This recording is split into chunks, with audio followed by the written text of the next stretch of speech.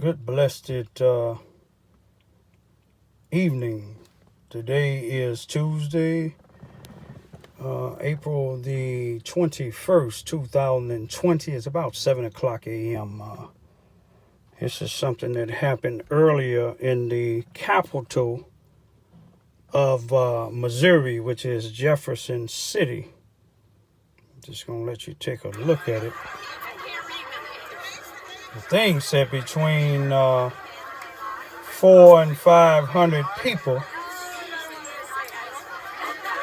I don't know if it's 400 or 500 people or not, but they are protesting to reopen the state of Missouri. You see a Trump sign. They got this prerogative to vote for Trump or anybody else.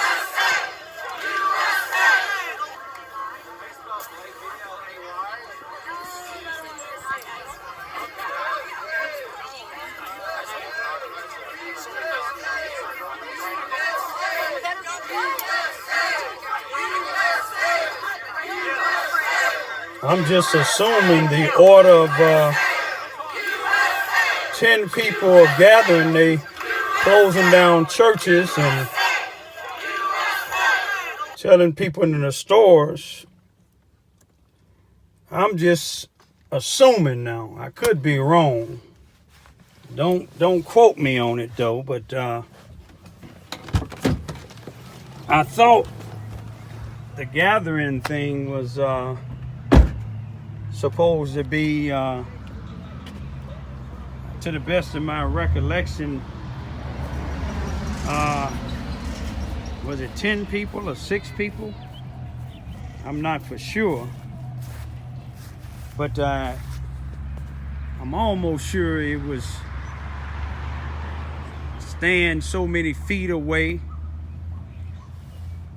I don't have no complaint about what they're doing. You know, I know some people were looking for me to say, well, why they didn't arrest them or why they didn't break them up. Why they didn't break them up, I don't know, and really it's no big concern to me. You know what I mean? But I want to answer a question of a person, no photo, no really identification. They gave me a name of Matt Stark, I think it is.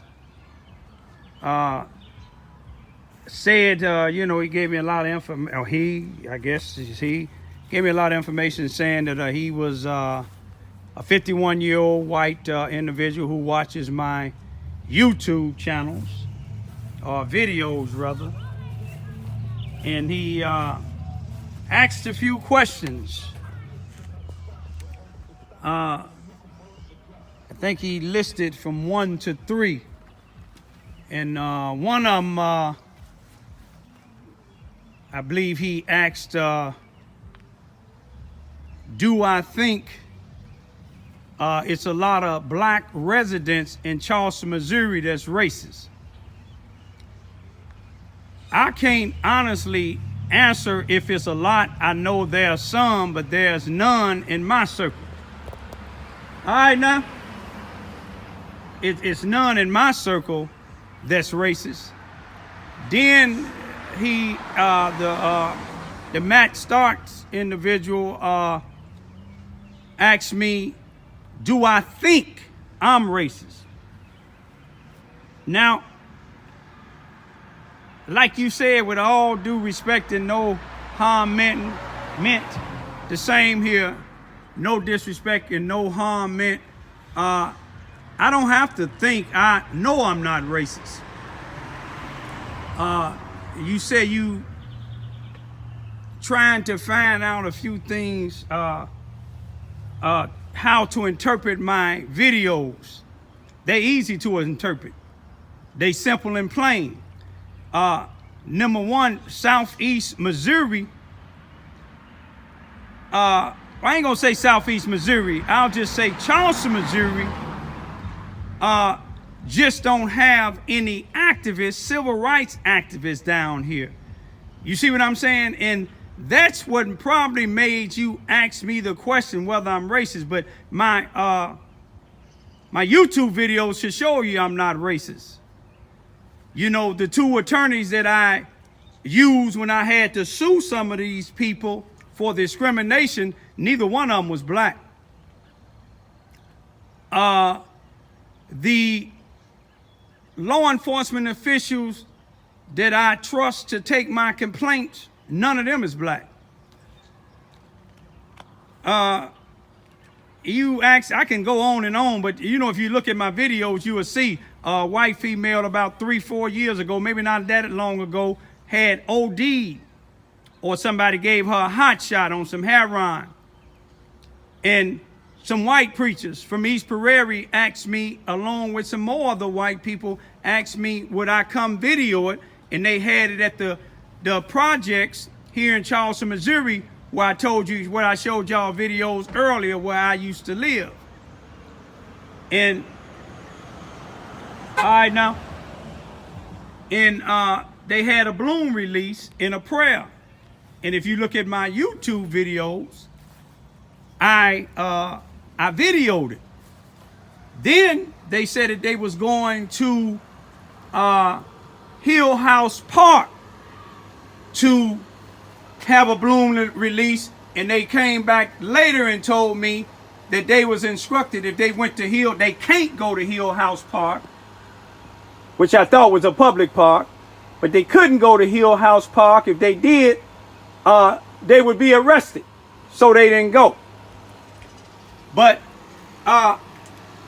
no, to your answer to your question, I don't have to think. I know I'm not racist. And then you said, why won't I just move? You said it was things that you wasn't satisfied with, and you moved. The difference in me and you, I'll move when I get ready to move, not when people tell me or ask me, why don't you move? And then you said something that you know, if you really listen to what you said, why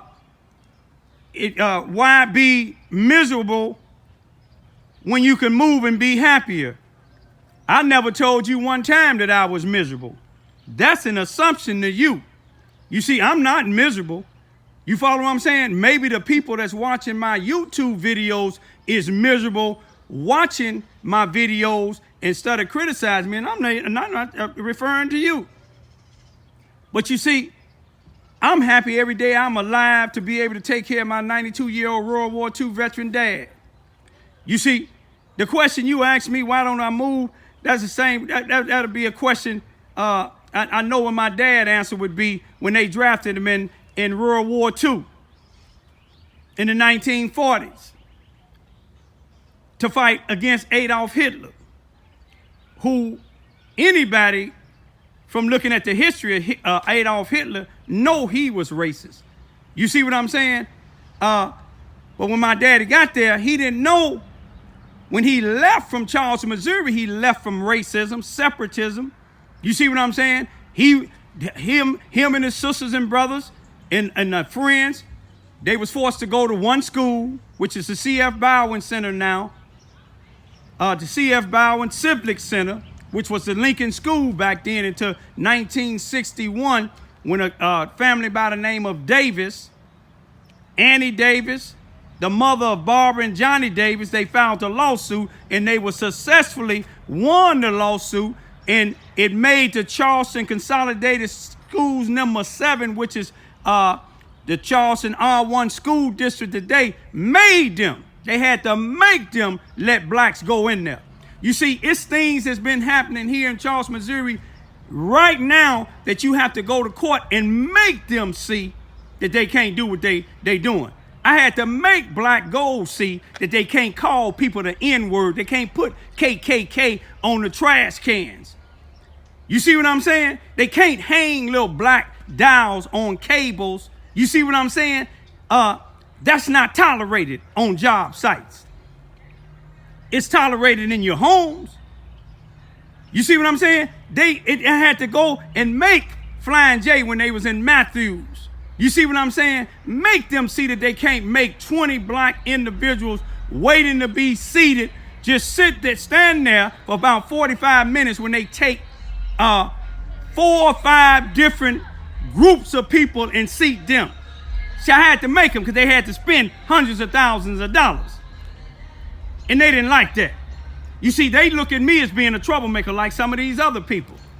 John Cole, just when my daughters and them spoke their mind, they won't be passive like some of these children here in town is being breeded to do. They spoke their mind.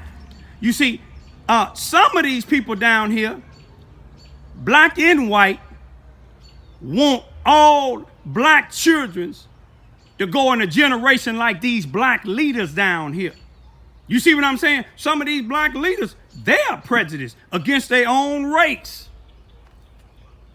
But I hope I answered your question. You see what I'm saying? And I'm not going to go back and forward answering questions with you. You see, let me tell 2 of the other ones. Y'all wondering whether I got an insurance policy. Yeah, I got a $350,000 insurance policy. And guess what? Guess who paid for it? Raymond Lewis Ivy. Guess who can do what they want to do with it, even if I want to put it in this pile, even if I want to bury it by each one of these cats that's here, buried in this yard. I can do what I want to do with it. Let me tell you another thing. Raymond Lewis Ivy, when I divorced, all I asked it for was all of my property that I had, my bank accounts, my children's, and my last name. Not damn time did I get any child support. Even when their mother was working as a manager in Burger King, didn't ask for no child support. Could have, but still didn't get nothing. Everything my daughters got, I bought and some of my family bought. On their other side of the family, on their mother's side, ain't nobody bought them nothing. So, you know, if you, and another thing, my daughter and them put Mikey in checkmate when they asked him, where was he at? When they was up there in the streets for 70 days and 70 nights when they kidnapped. Mikey said they didn't kidnap you. That was their mother. Anytime you take children out of the house illegally, you see, if it wasn't kidnapped, then I wouldn't have got my children's back. You see, it wasn't only kidnapped because of the fact when they came in there illegally and took my children's out on May the 19th, 2008, it was a court date for June the 3rd, 2008, to determine whether or not I get my children's or she get them. But you know what happened? Susanna Wesley Family Learning Center, the Charleston, Missouri Police Department, some of these black and white leaders and groups helped her get out of the state without going to the court. When me and my lawyer went to court on June the 3rd, 2008, the only one was in the courtroom was me and my attorney. But see, my attorney wasn't going for this stuff that they do in Charleston, Missouri, Mississippi County. You see what I'm saying? The same way I wasn't. He let it be known. We're going to go to the United States Attorney General if they don't produce my children. You see what I'm saying? In August 22nd, 2008, 2008, guess what? The same judge that they claim gave them an expose to take my children from out of my house when the mother was out in the streets for 72 hours, he gave me custody of them. He gave her visitation rights under my supervision, not Susanna Wesley, not the police department, but under mine, because he knew that if he gave that expose, he knew he made a great mistake, because the Children and Family Services should have been involved, but they never was. They would have determined who was the best person to have them children, and they would have determined that was me, just like they determined right now. But see, Mikey, my children is more intelligent than you and John Cole. You see what I'm saying? They let you know. You said you didn't know where they was at, but you know everything else that's going on in our house, you claim. But you didn't know where they was at for 70 days and 70 nights living in the streets. One thing about you, Mikey, John Cole, and any of y'all else that had these negative comments, y'all cowards, And I'll continue to say you either Ku Klux Klan or you are sellout Negroes. Peace be still.